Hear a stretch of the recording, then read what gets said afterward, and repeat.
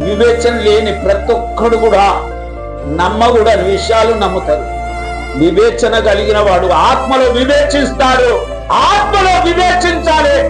కలిగిన వాడు పరిశుద్ధాత్మను కలిగిన వాడు పరిశుద్ధాత్మ ద్వారా నడిపించబడేవాడు వివేచిస్తాడు.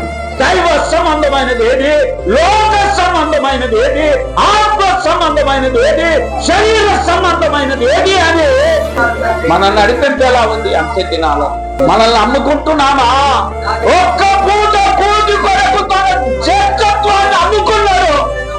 భక్తుడు వ్యభిచారి సంపాదన కొరకే సేవ చేసేవాడు పరిశుద్ధాత్మ దేవునికి, తండ్రి అయిన దేవునికి, కుమారుడు అయిన దేవునికి లెక్కప్ప చెప్పాలి. న్యాయపీఠం ఎదుట నిలబడాలి.